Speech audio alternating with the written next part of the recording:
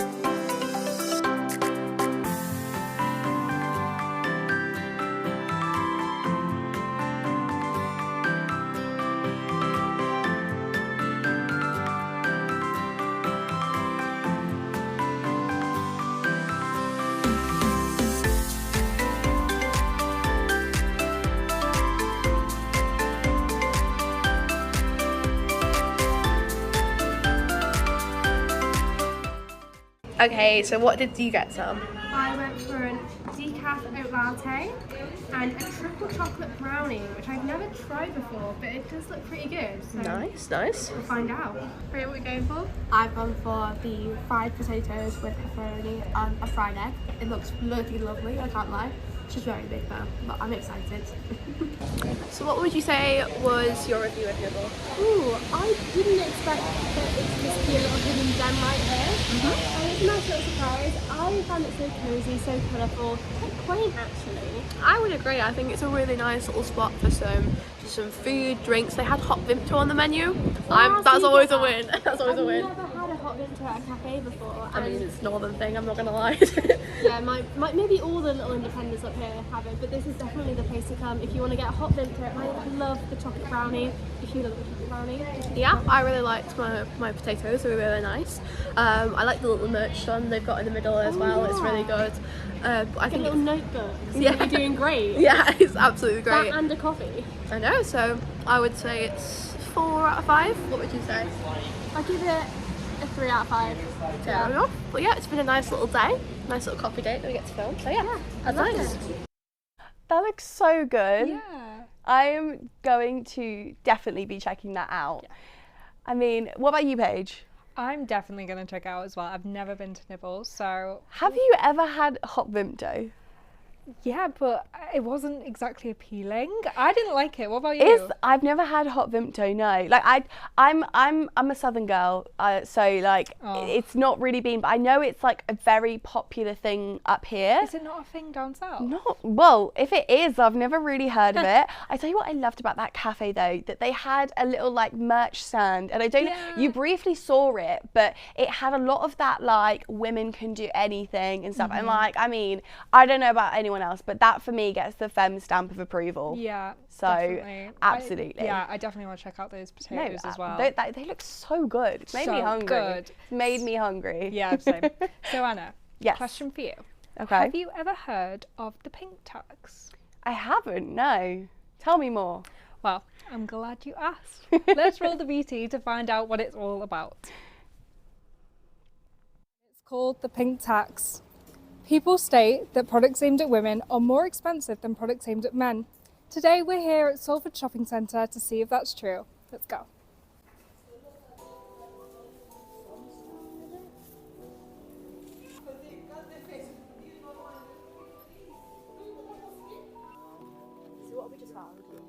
We have just found F.E.M Express, which is essentially just 200 milligrams of ibuprofen, and it is charged at £4.49.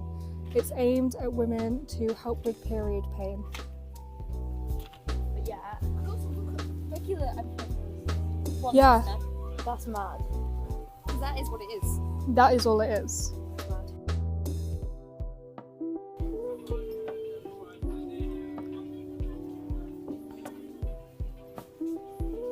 Compare these. Both have 4 razors with 3 blades. This one's £2.49 and this one's £2.99.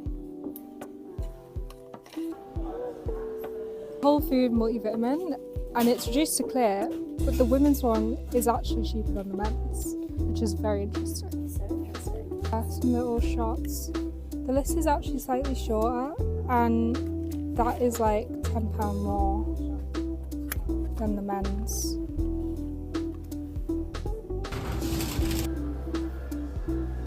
I don't understand why the men only have like the Stanix body washes and not any sprays, when the women have like all these sprays and they're like aimed at sensitive skin.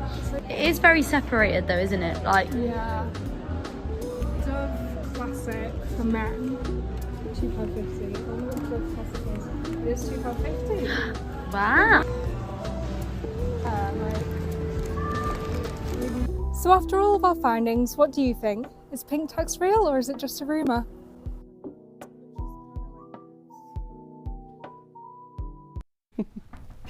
We are now joined by Emma in the studio, who actually went with Paige to film this. She's also our producer of the show. So Emma, Welcome. Thanks for letting me come on the sofa with you guys. Yeah, You're you so very welcome. nearly weren't allowed, actually. Actually, no. I don't know who made that decision, actually. Well, what did you guys like feel about like actually seeing that stuff then? Because obviously, you know a little bit before you went. Yeah. So like, what was that like? Because it's very clear it's there. It's clear as day. Yeah. It's interesting though. We were saying, weren't we, how some of them, it's actually the other way round. Like some women's stuff was actually cheaper than men's. Really? Yeah. So pink tax can actually work in a different way as well. I don't know, maybe it's because it became such a thing recently, the pink tax, that maybe companies are trying to do the opposite to like avoid a scandal. It's really interesting though, because until you really brought it up, like I hadn't really heard much about it, and then I started reading up on it, and it's so wrote about. Like, there's so many articles about it. It makes so much sense. I think, especially when it comes to like periods and stuff like that, the amount of stuff that is like targeted with that pink tax, with like period products and stuff like that, especially that like Feminax. I definitely have been, you know, partial to that. Like that Feminax is one of the major things that I would buy, but now I can kind of see that it's just ibuprofen. Like, what is the thing is as well with women's products is we notice there's so many different kinds of products. So for women, there's so many different kinds of razors. It's like a razor for this, a razor for that. Whereas men have like a razor. And it's 100%. like, and they're all scented as well, which we found quite weird. Hilarious. And it was always like, it would be just more expensive because it's got like, I don't know, aloe vera or something in it.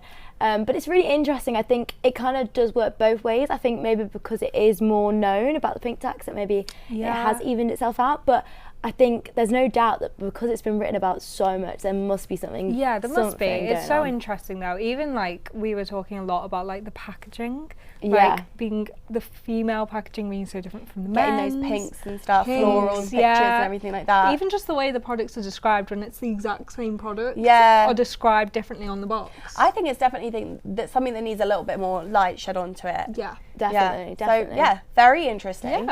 So now, Emma, I think we should talk about your new role, producer of F.E.M. You've taken that over. Just tell us a little bit, how are you feeling about this? Why did you, obviously you were approached about taking on this role. I was. What was like, in one word, how are you feeling about the new series? I am so excited. I think that's not one word. Excited. There you go. Okay, now talk to us about that process of getting that role. So I kind of just got asked to do it, and then I think from so many girls just coming up to me and saying that this was like their first time to like really get involved with the show and get involved with Quays, and sometimes it's hard taking that little leap, but it's so doable. Like, I think the thing is that anyone can get involved, anyone can do it, and it's just believing in yourself really, and it's like that little space to just give it a go. And I think when I spoke to people about it and saw how much it meant to them, I was like, how can I not keep the show going? Absolutely. Do you know what I mean? Like, I think it meant so much more to me than I ever realised as well, like getting the opportunity like last year to present it with Poppy as producer, and I just enjoyed it so much, and it really like, it made me feel so proud to be a woman in the media as well, which was amazing. And obviously, can't let the legacy down. Perfectly. Thank you. I mean, I don't know about anyone else, but I definitely feel very special to be a part of such an amazing team of women. So definitely. It's going to be great. It's going to be great. And also, if anyone wants to join or get involved, don't hesitate to message Instagram. Open for everyone. Yeah, and we've got our first social coming tomorrow. Yes, we do. Which is going to be really, really nice, because it's just a lovely group of girls, and I feel so grateful to have such an amazing group behind me as well. Okay, so another show on Quays. Tell us about that. Of course. We've done a little crossover for this episode. I know. I thought I'd join all the girls together. So another amazing show on Quays that is run by women is the Motorsport Chat. So let's go now to Nat, who is going to tell us all about the latest woman in motorsport. Yes, thank you, Emma. So it is well known that motorsport is a very male-dominated sport, but we're definitely starting to see some much-needed changes, whether that be more female drivers, engineers, more in business and marketing, journalists and presenters, and more female fans, which is so important, that women are speaking about the sport and feel like they can be represented both in front of the camera and like behind the scenes, and just in general that it's a community they feel like they can belong in. and we've started to see more representation on the media, and we've now got the all-female single-seater series, F1 Academy, which has F1, the biggest name in motorsport, in the name, which obviously draws a lot of attention. Massive sponsors, all F1 teams have a driver that they sponsor. Big names like Charlotte Tilbury, Tommy Hilfiger, celebrities and influencers who are taking part and joining in and making videos about it. And then we've got a new pre-season test coming up, an all-female pre-season test for Formula E, which is an all-electric series. This is incredible because Formula E is probably one of the bigger motorsport series where we've got big names, ex-F1 drivers, up-and-coming drivers in the sport, and to get female drivers in those cars is a great kickstart into bringing more representation and just giving them a chance to prove themselves that they actually can do it. So I think we're definitely starting to see a lot more positive change. We just need the chance. We just need these opportunities to come up to show that women can do it too. And I think it's important that people know that it's not just the driving that they can be involved in, because the engineering side is so important, and we've definitely started to see a lot more inclusion within that. So yeah, a lot of positive changes, but I'm excited to see the future of females in racing, really. Yeah. Oh, thank you so much, Nat, for that. I think that's just incredible to see, like, you know, women really getting into the motorsport. And, you know, I think she's so right when she says, Definitely. you know, we just need the chance. Women just need the chance, and let's just show you guys what we can do. Yeah, let's show you that we can do what men do. Exactly. But better. Yeah. I mean, exactly. Just saying. But for today, I think that's all the time we've got. So thank you so much for joining us. Tune in Thank you. again next week for another episode of F.E.M. Bye.